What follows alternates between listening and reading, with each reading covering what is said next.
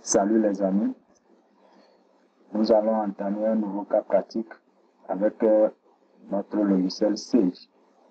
Cette fois-ci, nous allons faire un cas pratique sur la gestion des immobilisations. Voilà, nous allons prendre connaissance de notre cas pratique. Au cours de ce cas pratique, voilà les thèmes qui seront couverts. Donc, les notions que nous allons voir à travers ce cas pratique. Nous avons l'utilisation des taux linéaires.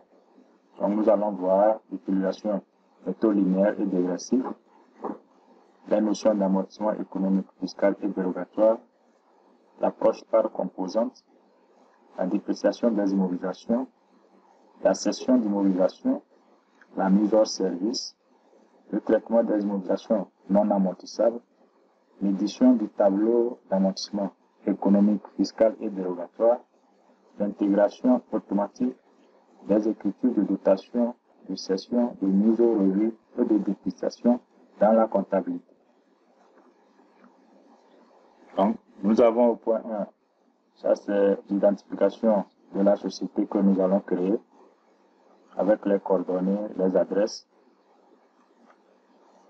Au point 2, les acquisitions d'immobilisation de l'exercice 2021. Donc, voici les achats d'immobilisation. Donc, chaque achat fait allusion à un thème donné. Ici, nous avons au 2 janvier achat d'un véhicule de liaison amortissable sur 4 ans, achat d'une camionnette pour 17 millions. On nous fait savoir que la valeur du plateau, compris dans le coût d'acquisition, est de 2 millions. La durée d'amortissement de la camionnette est de 8 ans, mais l'expérience de l'entreprise montre que le plateau doit être remplacé tous les 4 ans. Donc cette partie va faire appel à la notion de la comptabilisation par composante. Ensuite, l'acquisition d'un matériel bureautique d'une valeur de 8 millions. L'acquisition de 1000 actions pour 10 millions dans l'objectif d'une prise de contrôle exclusif. Achat de 500 actions pour une valeur de 5 millions pour un placement sur 5 ans. Donc voilà les différents cas que nous allons voir. Ça c'est la première partie. C'est la suite des acquisitions d'immobilisation au cours de l'exercice 2021 que nous allons enregistrer.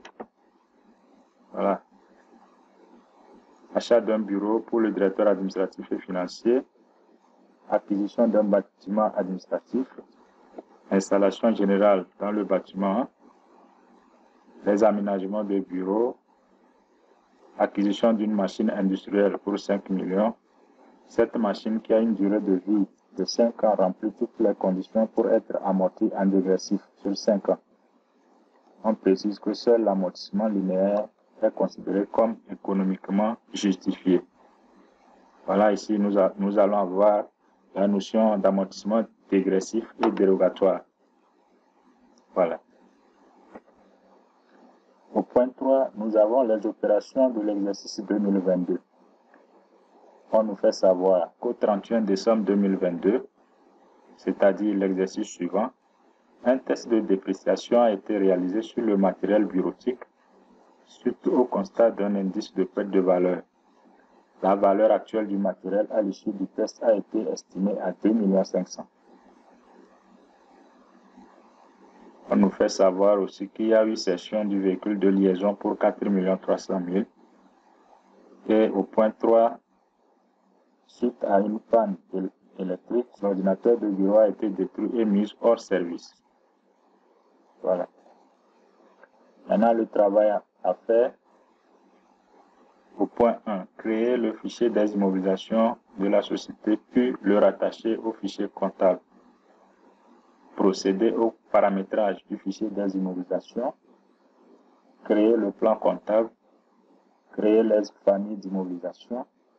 Créer et paramétrer toutes les immobilisations acquises au cours de l'exercice 2021. Calculer les amortissements et générer automatiquement dans la comptabilité les écritures de dotation aux amortissements, dans les amortissements économiques et dérogatoires au 31 décembre 2021. Enregistrer toutes les opérations liées à l'exercice 2022, puis générer automatiquement les écritures de dotation aux amortissements, de dépréciation, de cession et de mise au revue au 31 décembre 2022.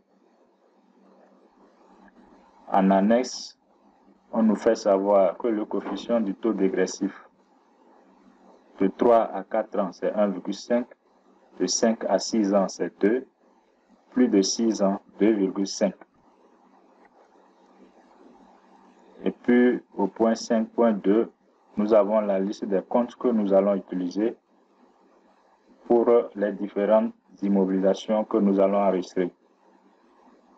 En fonction des acquisitions que nous avons effectuées au cours de 2021, nous avons donc sélectionné la liste des comptes concernés. Il s'agit des comptes d'immobilisation. Après, nous avons les comptes d'amortissement et de dépréciation. Nous avons aussi les comptes de dotation, d'amortissement dérogatoire et puis les comptes de cession d'immobilisation. Voilà. Donc voilà notre cas pratique que nous allons développer dans les prochains jours. Merci et à très bientôt.